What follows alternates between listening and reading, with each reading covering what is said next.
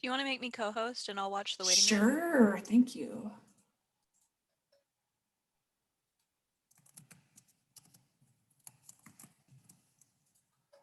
Thanks. Okay, so there is so much voucher stuff going on in the legislature right now. That was why Gina and I were talking about this presentation. I initially gave this presentation almost exactly this time last year because there was nasty stuff going on last year as well. So this is a review for those of you who participated last year, and for other folks, this might be the first time you're hearing this stuff. So I got involved with this starting in 2018 with Red for Ed and the teacher walkout. And the more that I learned, the more angry I got, which led to me learning more, which led to me getting more active. So let's take a look at this presentation from, it's an organization called Save Our Schools. And they formed in around 2016, kind of when a lot of folks started getting active after the 2016 presidential election. And they are a group of parents and teachers and just concerned citizens who started educating themselves about the funding, the education funding crisis in Arizona, and saw the connection between the expansion of private school vouchers and the way it was draining money away from Arizona's public school classrooms. They are nonpartisan, they're community-based, they're all volunteers. And there was this giant bill in 2017 that was going to expand vouchers to almost every student. And their volunteers were able to gather enough signatures, which now, having gathered signatures twice for the Invest in Ed initiative, I now know what a monumental task that is.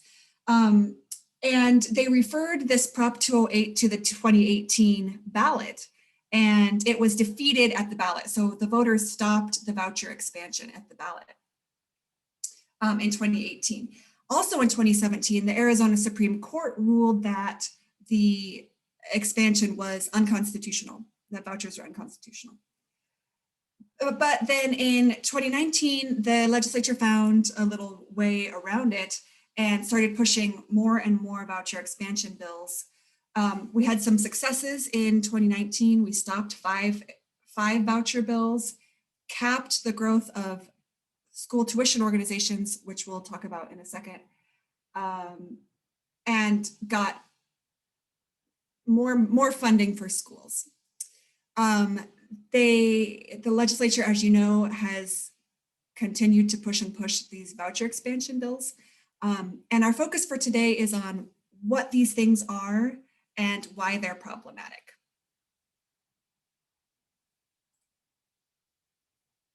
So Save Our Schools' mission is to empower voters, parents, teachers, and citizens to advocate for public schools in lots of different ways.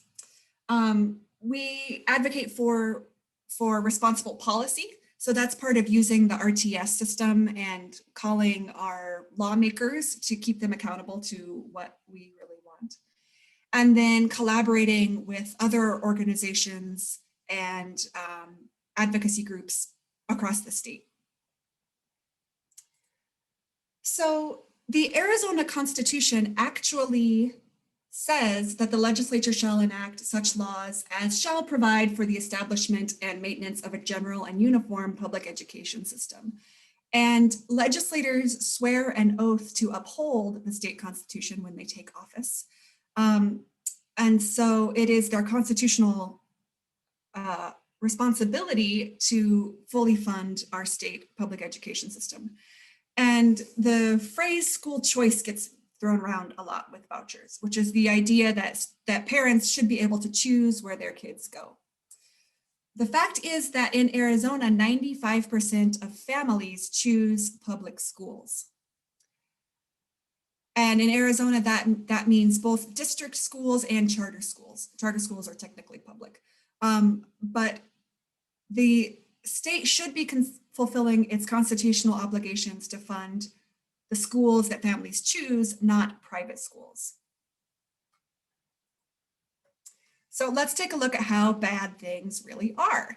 And all of this is still true even after we passed the Invest in Ed initiative in November. It doesn't change any of these metrics. We are 48th in the nation in per student spending, and we spend $3,000 less than the national average on each student.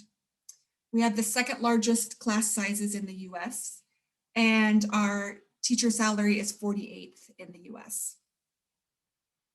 And so this is all, you may remember from the teacher walkout, there was this 20 by 2020 plan that Ducey was going to give teachers a 20% raise by 2020. This, even with that data, we are still 48th in the nation. We are also facing a massive teacher shortage because so many educators are leaving the profession or moving out of state. They're expecting that to really accelerate with COVID and post-COVID as teachers. I mean, just anecdotally, my teacher friends are at the end of their rope. They are just working so hard. So we have the highest teacher turnover in the US. There are currently 3,400 classrooms across the state without a certified teacher. And so in those cases where there is not a certified teacher, they have long-term substitutes or just rotating substitutes who aren't even in there long-term. So that means there are 70,000 students without a permanent teacher. I can speak to this personally. My good friend who teaches at Monzo, teaches 3rd grade. He had 42 students in his Zoom class in the fall because the other 3rd grade teacher quit. Can't blame her.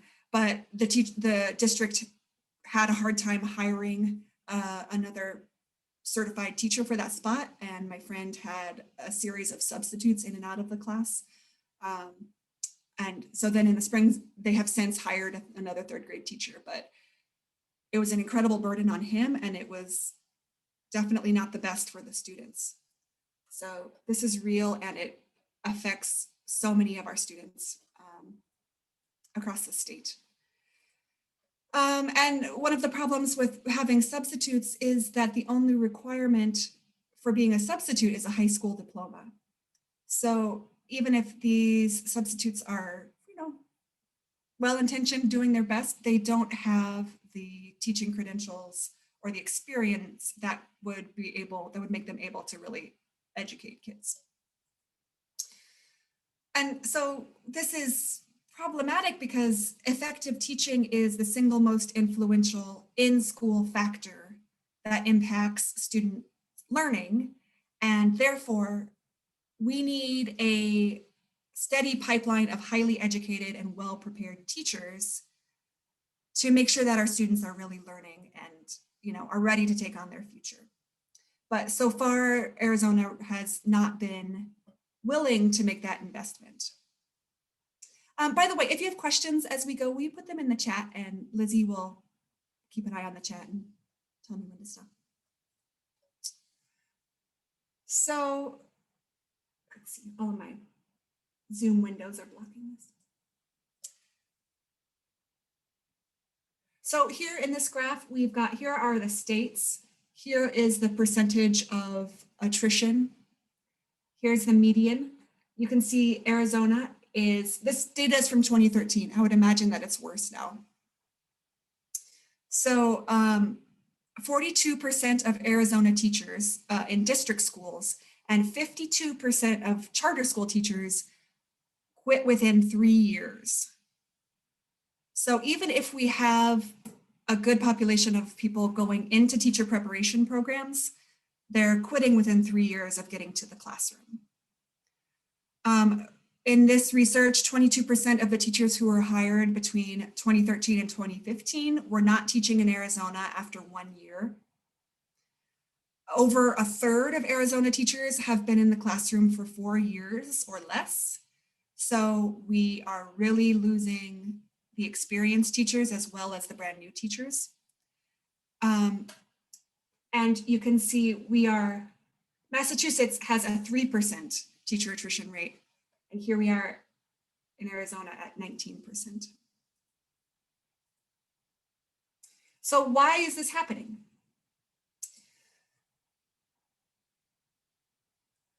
So this graph shows the percent change in total state funding per student from 2008 to 2014. So this is post-recession. But we have suffered more cuts to K-12 education than any other state since 2008. You know, when we were pushing the Invest in Ed initiative, it was all about getting back up to 2008 funding levels. We got to get back up to 2008 when we were 47th. So we're 49th now. We're just trying to get back up to 47th. That's the big, you know, we're really shooting the moon there. And there's still all of this opposition to trying to get up there. Kate, we have a question. Does attrition correlate to pay? These cuts in funding, is that also teacher salary? Yes, definitely. Yep. I think we have slides coming up on that. But yeah, you know, we have, where was that? So we're 48th in the US for teacher salary. A big part of the retention problem is also that we don't have, admin pay is also really low. So there's a huge amount of turnover in admin because people move out of state or they, you know, leave the field. So you've got inexperienced admin as well as inexperienced teachers. So there are all of the problems that creates in schools in terms of, you know, staffing, student discipline, curriculum, all of that. So it's just, we're not holding on to our qualified people.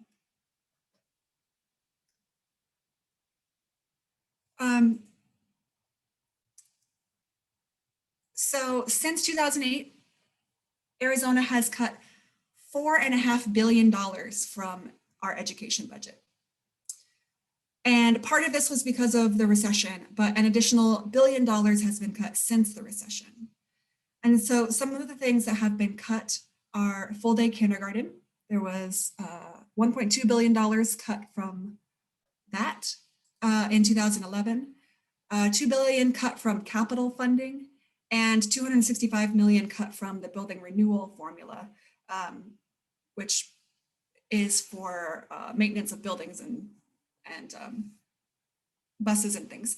And none of these numbers are accounting for inflation or for student population growth. So we're really concerned that the legislature is going to use the COVID crisis as an opportunity to cut further and say, oh, well, it's all online. You don't need this money, you know, for the schools because it can all be online. Everybody can homeschool, everybody can go to private schools. That's what we're anticipating. So how do we get here? Well, it hasn't always been this bad. Through the mid-90s, Arizona public schools were middle of the road. 60 years ago, we were 19th. We were in, you know, upper third or whatever that is. But by 1990, we were ranked 34th. And now here we are at 48th. So it's important to understand that what has happened over the last 25 years has slowly gotten us to this point, but it's not just the budget cuts. It's also the rise of these private school vouchers, which drain hundreds of millions of our tax dollars away from public schools every year. And we're going to talk about both the budget cuts and it's good to think about it like a leaky bucket. Like we can pour money into the bucket, but it's just going to come out through the holes. And that's what the vouchers represent. So another big part of our problem is the size of our state budget. The fact is that 42% of the Arizona general fund goes to public education, which is something that politicians who who would like to defund public education love to say, they say, well, we're spending 42% of our budget on public education. But the problem is that our state budget is tiny. So when you compare Arizona with states of similar size populations, you can see that we are spending far less than the other states because our state budget is smaller. 42% of 4 billion is a lot less than, whatever this percentage is of 7.9 billion. For our population size, we should be taking in 2 to 3 billion more per year. So our pie is so small to begin with because of tax credits and tax giveaways that have been pushed through the legislature over the years.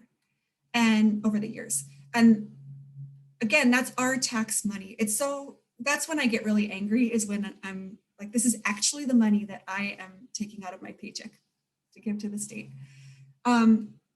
Arizona gives away more money in tax breaks than goes into our general fund. So our public schools are starving because our general fund is too small. So in 1980, Arizona had 5 different types of tax credits.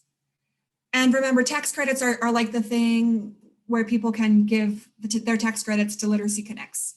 They can give them to a school. Those are examples of tax credits. In 1980, there were 5.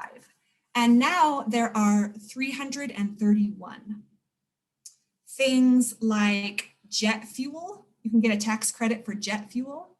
You can get a tax credit if you give away complimentary tickets to a mixed martial arts match. You can get a tax credit on 4-inch pipe, but not on 6-inch pipe. So these are all weird little tax credits that lobbyists and special interests have pushed through the legislature. And they're not inherently bad, but they're supposed to do something for the state. They're supposed to stimulate the economy. They're supposed to incentivize saving for college. They're supposed to incentivize environmental restoration. But for the vast majority of our Arizona tax credits, there has been no analysis of the economic impact. It's just about the politics and the optics of pushing through a tax credit for your buddies who have private jets. There is no oversight of these tax credits. So no one is studying if they're actually creating the behavior that they're supposed to be creating. They are diverting money from the general fund, but their usefulness is never examined. And in order to repeal a single tax credit, it would take a 2/3 majority of both houses. So, we're moving towards, well, I don't want to get partisan. It would be really difficult to repeal them. So again, we give away more than we take in. We give away $14 billion in tax credits every year. We take in $10 billion in revenue. So we're leaving double, half again as much as our state budget on the table, giving that away to special interests. And Literacy Connects, we benefit from that. We take that money. But the way to think about tax credits is would this money be better spent by diverting it from the general fund, or would it be better spent by having it in the general fund and it being subject to all of the oversight there? Especially with the mixed martial arts matches and the 4-inch pipe. So, oops. In this slide, you can see, again, we're comparing Arizona to states with similar numbers of citizens. I'm going to move my screen share thing here.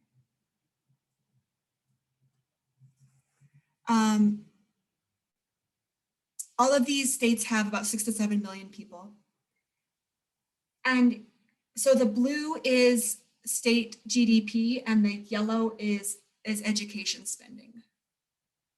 So even though these states have similar amounts of people, their state budgets are much larger, and correspondingly, their education budgets are larger.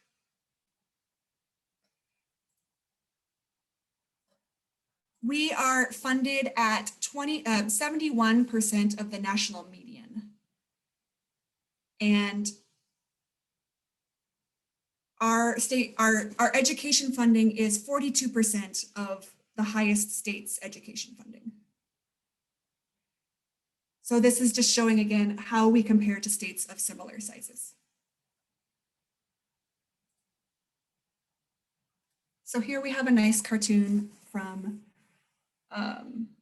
what's his name, Fitzsimmons, that does the cartoons in the Daily Star.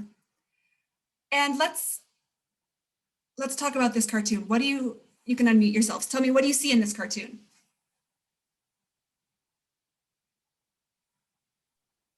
It's like Ella class. The death of public education. The death of public education. Mm-hmm.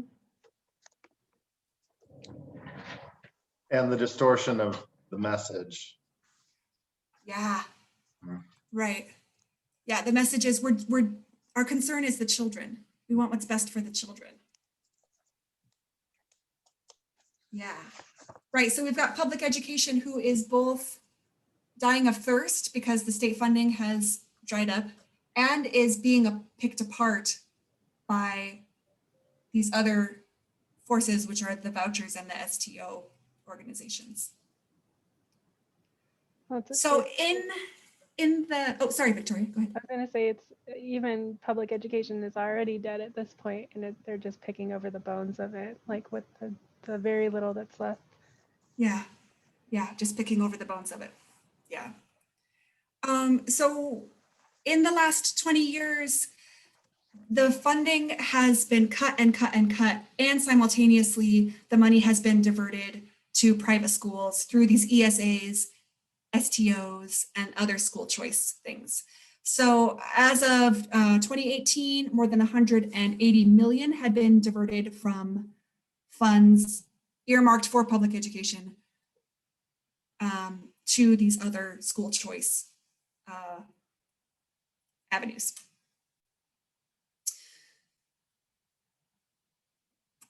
So our schools have been underfunded, our public schools have been underfunded for decades, which means that our buildings are crumbling and thousands of our students don't have a permanent teacher, which is by plan. It's exactly what the lawmakers who are pushing these school choice measures intended. So here's the strategy. Defund public schools for decades, which leads to underperformance. Through policy, we say your schools are failing, so we need to tell you what to do. So we over-mandate school minutes, remove teacher autonomy, denigrate and demean public schools as government schools, this one-size-fits-all institution that don't really care about individual children. Then we prop up private alternatives, programs like for-profit charter schools and private school vouchers that pick and choose their students. These schools don't have to take all students like public schools do. So then we add in this A to F performance system for public schools. I'm sure you've seen that on banners around town, like we're an A school, we're a B school. Most states don't have that rating system. It's not mandated by federal law. It was pushed through at the state level. So then we fund schools based on those results-based grading systems, which punish the low-income schools that have performed poorly because they've been defunded. And then we repeat. So this is all coming from, a lot of it is coming from ALEC. If you've heard of ALEC, the American Legislative Exchange Council, it's coming from people like the Koch brothers, it's coming from forces that want to privatize public education and other public services.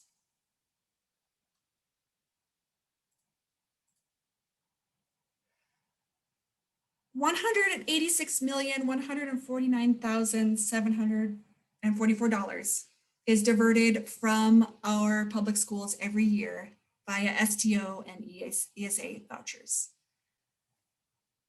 So those are the holes in the bucket. So ESA stands for Empowerment Scholarship Account, and they are vouchers. They're debit cards that are loaded with taxpayer money that is diverted from the public schools and given to parents as they see, to spend as they see fit. There's no oversight over how it's spent. So students get different amount depending on the special categories. It ranges from $5,000 to $30,000 a year per student.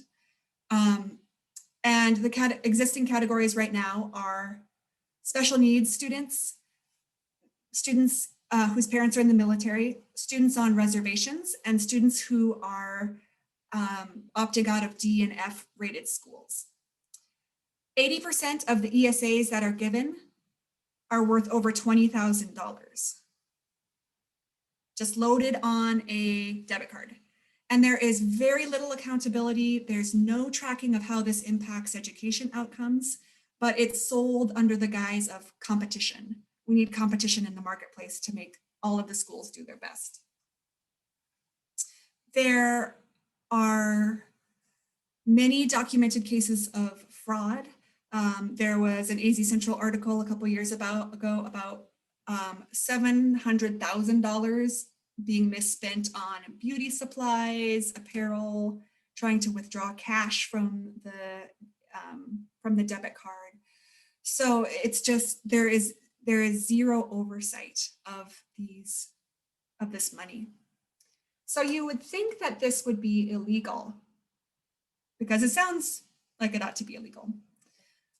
In 2009, vouchers were challenged as unconstitutional because they are appropriation of public money to fund private and religious institutions. And it was upheld. They were found to be unconstitutional because they were diverting public money to religious schools. But working with the organizations that I mentioned earlier, like the Koch brothers and the American Legislative Exchange Council, Arizona was really a petri dish and a testing ground to find a workaround. And so they created, it's technically a savings account called Empowerment Scholarships Accounts. And so they're giving the money directly to parents, and that's how they've gotten around the unconstitutional ruling. So beginning in 2011, Arizona was the first state to offer ESAs. And they have incrementally increased the number of students who are eligible for them. So first it was just for students with special needs who couldn't get the services they needed in a district school. Then they expanded it to children in foster care, then military families, then certain students on reservations, and then DNF rated schools. If you remember last year, this time we were fighting this bill that would expand vouchers to students living on reservations who wanted to go to religious private schools across state lines. So actually it wasn't just reservations, it was anybody who wanted to go to a religious school across state lines. So for example, the FLDS, the Fundamental Latter-day Saints up in Northern Arizona, wanted to be able to send their kids to an FLDS school in Utah.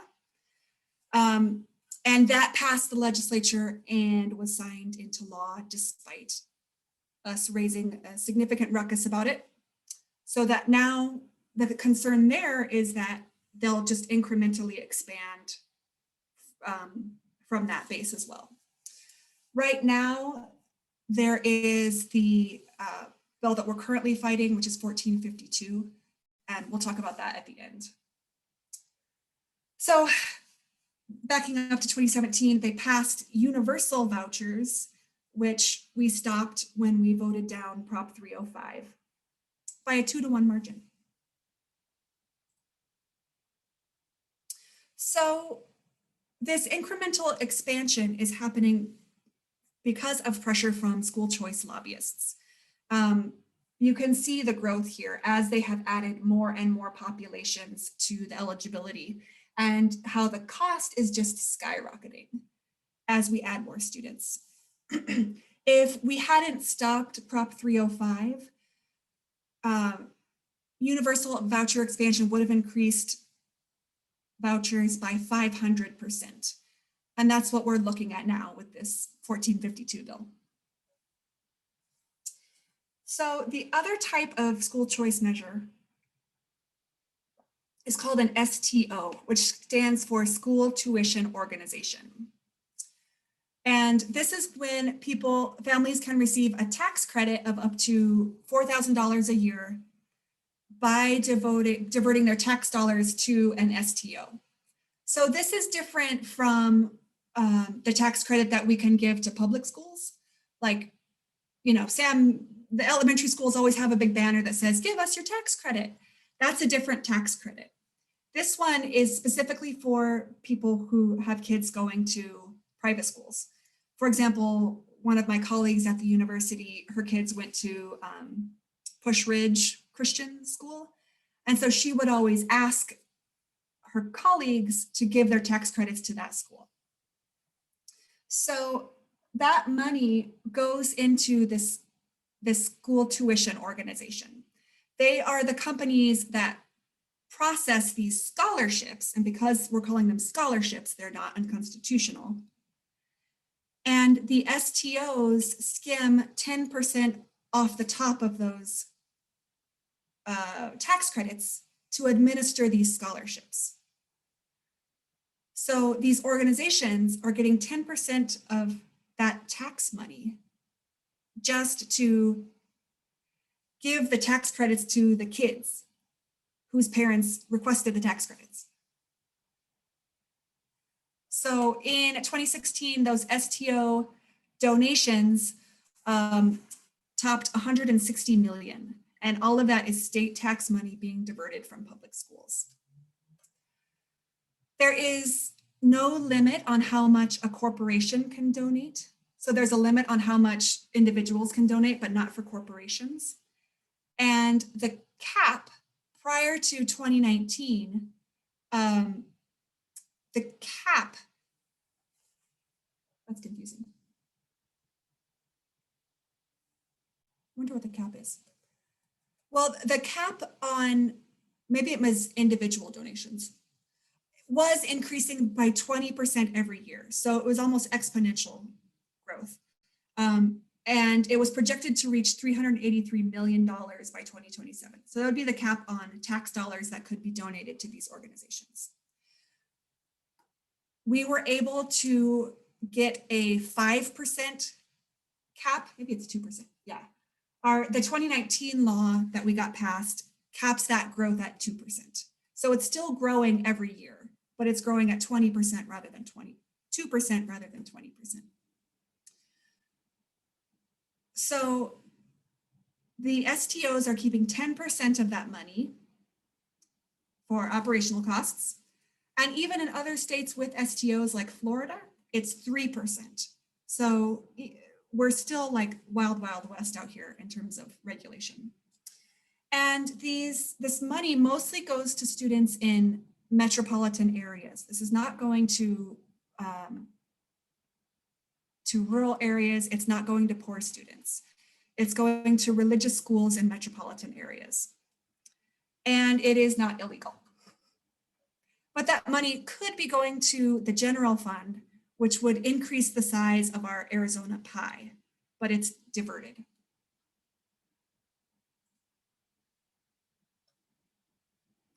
So this graph is showing the cumulative numbers of these STO tax credits from 1998 to 2016. So you can see here when it first started in 1999, it wasn't a huge impact, but it is now a gigantic impact on our budget. There is an article that I can send you afterwards about Betsy DeVos and how she has pushed tax credit vouchers. And a quote from that article is that an influential politician can both promote and profit from these vouchers shows exactly why this is wrong and why education should stay in public hands because of the oversight. So there are lots of myths about vouchers that pro-voucher folks like to push. Kate, can you tell us one more time what STO stands for? School tuition organization.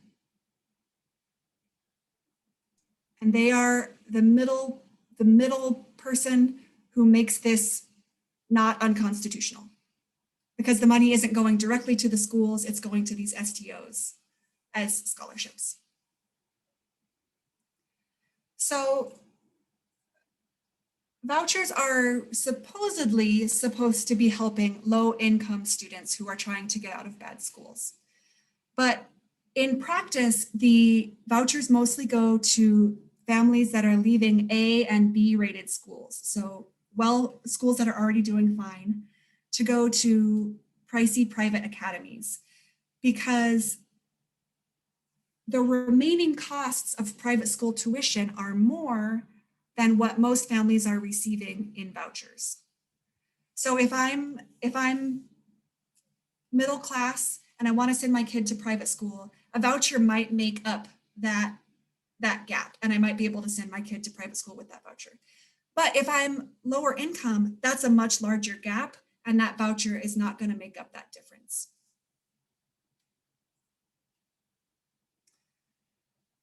Myth number 2, that vouchers save taxpayers money. And the argument here is that vouchers are valued at 90% of what the allocation per pupil is for charter schools. So the state allocates a certain amount of money per student in public school and per student in charter school. And the voucher, the ESA money, is 90% of what the student allocates for a voucher school student, if that makes sense. But because vouchers receive more money than district schools, this actually costs the state more money than if a student had stayed in a district school.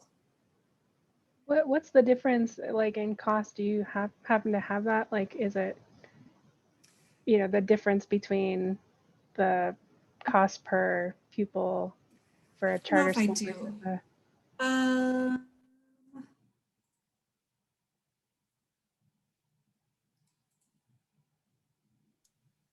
Wasn't our spending per student like 3,300 or something? Yeah, that could be. Let's see if this makes sense.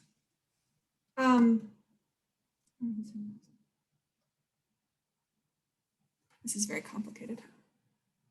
So I don't know exactly what those numbers are, but it's more expensive to support private school enrollment because the students in those private schools are not leaving public schools. They're already attending private schools. So it's like paying, it's not like we're taking the student out of public school and putting it in a private school. The students are already in the private schools and now we're giving them money to be in private schools, if that makes sense. And so this research that they cite right here shows that it controls for students who would have attended private school anyway, but are now receiving public subsidies to do so. And the fact that many students receive more than one scholarship. Plus, that subsidy is based on the amount of money that we pay for charter schools student allocations, which is $2,000 higher than district school allocations. So, does that make sense? I'm like trying to work through it as I say it. We're paying families to send their kids to private schools. And it's not saying saving us taxpayer money because those are kids that would be going to private schools anyway. So it's not like we're lowering the cost from the private school column.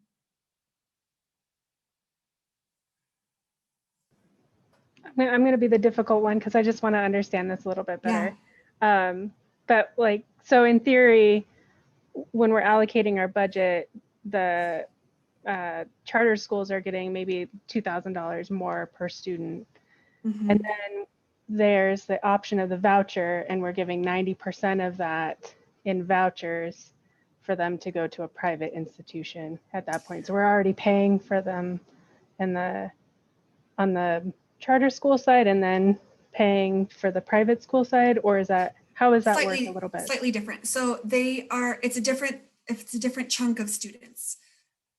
So we've got our charter school students and we've got our private school students. They are calculating the amount that they pay per student for the private school students based on 90% of what they pay for the charter students. So it's not the same. It's not that people are leaving charter schools to go to the private schools. It's that's how they have calculated the subsidy. Yeah, I think we're on the same page. Okay. Okay. Thank you. But you bring up a good point that we're allocating more for charter schools and then we're allocating more for private schools than we are for a public school student.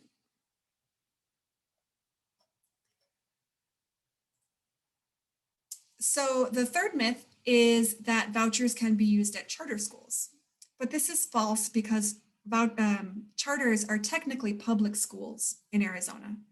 So diverting this money from public schools is also taking away from charters. So let's talk about the difference between district schools, charters, and private schools. Do we need a stretch break? Everybody stretch. Okay. So public schools basically must accept all students and provide all services for all students. So that includes English language learners, special education students, students with a wide range of needs. District schools must provide school meals and transportation, and they have complete financial and academic transparency and accountability. They're accountable to the state, they're accountable to the voters, they're audited every year, and they are required to serve all children in the community. Charters are publicly funded. So it's our tax dollars that are going to charters, but they are run by private contractors. And the contractors make money off of taxpayer funded buildings, books, computers, etc., even when they shut down unexpectedly. I think we've all had the experience of, driving around town and being like, oh, there used to be a charter school there. Now it's vacant, because the schools tend to be, not all of them, but they tend to be more fly-by-night certainly than a district school would be. They don't have to provide special education or ELL support. They don't have to provide meals or transportation. So that can be a huge burden on families that need those services. They can't choose a charter school. That's the illusion of school choice. They need the services provided by a public school. The charter schools appoint their boards, so they're not held accountable by the voters, and they have much looser requirements for financial reporting. The charter is only reviewed every 5 years by a peer, and then every 15 years by the state charter board. 16% of Arizona students attend charter schools, but they receive 27% of state education funding. They have much higher pay than administrators at district schools, and they can choose which students they accept. there, I don't know if it's in there, but I just read an article where this private school, this charter in Mesa, I think it was, or Glendale, the two heads of school were just arrested for fraud because they had stolen like $5 million or something from this charter school. And there are a lot of news stories like that. And that's, again, that's state money that they are stealing. So then private schools are privately funded and privately run. They don't have to follow any reporting requirements to the state. They pick and choose their students from an application process, whatever application process they decide. They don't have to provide any ELL or special education services, meals or transportation. They don't have to provide any of that. They don't have to follow federal laws, such as the Individuals with Disabilities Act that protects students with disabilities. And they don't have to report any finance oversight or academic results, even though our public money is going into them with vouchers. They can choose which students they accept. And this is the case with charter schools as well, that they can say, oh, I don't think you would be a good fit here. Or have you considered this other option? Whereas public schools don't have that option. So Save Our Schools motto is strong schools, strong state, because 95% of Arizona families send their kids to public schools. And so we need to be upholding the Constitution and funding those public schools.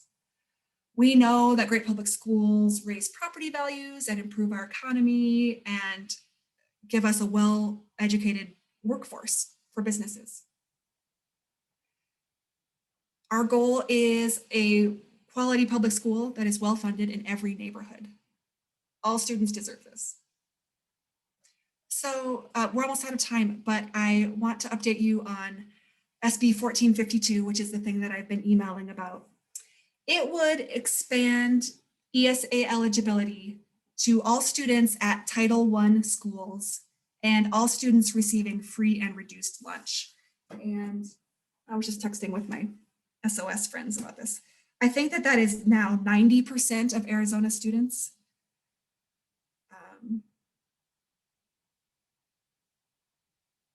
Yeah, it's basically all Arizona students.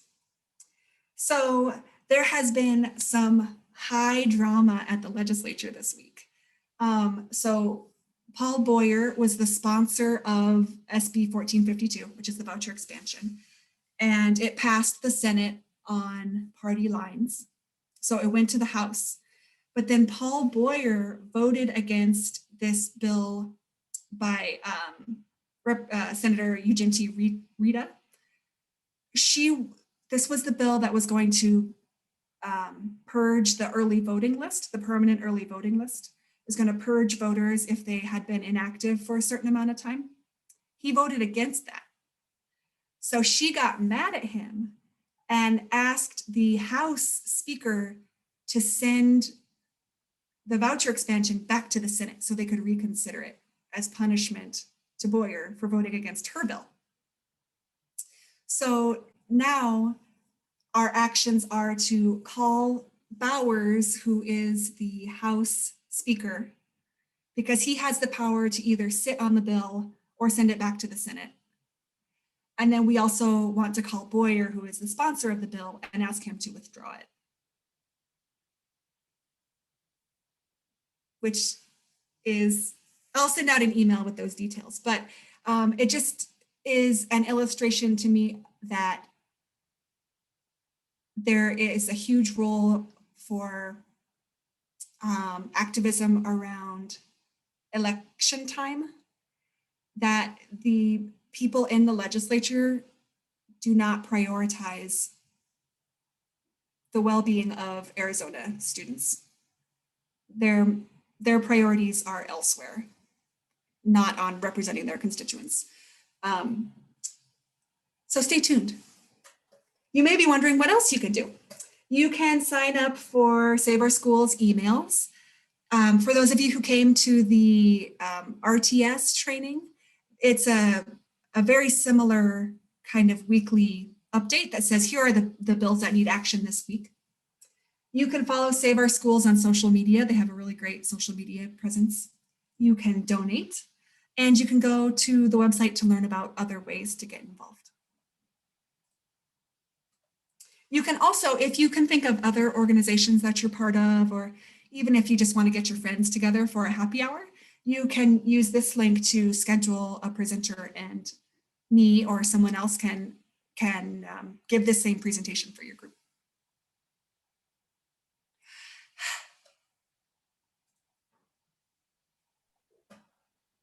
So did you catch all that?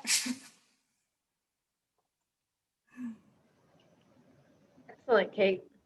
I'm always Thanks. like, every time you do a presentation on like the history of education funding, it's just so mind-blowing how systematic this has been and how long it's been going on. It is unbelievable that we are kind of like the test case for the whole country on all this stuff. Yeah, yep. And it's so interesting. I mean, I got active after 2016. I remember when these things were going through the legislature in 2008, because I was in grad school, and my, Patty Anders was one of my professors, and she was talking about, we need to be taking action on this. And I was like, oh, I don't know enough to take action on this. Other people will do it. But now so many more of us are paying attention to what's going on, and that is how we're going to stop this stuff. If you're watching this recording later from your home, and not today, which is just so everyone knows it's February 19th, you can keep following the Save Our Schools pages and the Literacy Connects pages for more advocacy alerts and advocacy actions that you can take. So if you're not watching it with us today and the bill has moved, just keep following, and we'll always tell you easy actions that you can take. Awesome. Other questions? Can you share that link again about the one where you would come and give a presentation? Yeah, definitely. I'll put it in a follow-up email. Okay, thank you. Yeah, Amber said, I would think our legislators would be very ashamed to be so low in state funding for education. When I first started getting active with this stuff, my grandmother was still alive, and she and my grandpa were lifelong staunch Republicans. She had a picture of herself with George W. Bush in her china cabinet. We never agreed on stuff. But when I told her what was going on, she said, well, I don't understand. Why don't they want good schools? So it's not a partisan issue. Education funding is not a partisan issue. It has been turned into a privatization issue, which has become a partisan issue. So. Yep. So sad. Yep. All right, well, if you think of other questions, send me an email, and if I don't know the answer, I will find it out for you. Thanks for Thank coming, you, Kate. everybody. Awesome. Thank you so Thanks. much. That was great. That was really Thanks. good. Thanks. Have a great weekend, everybody.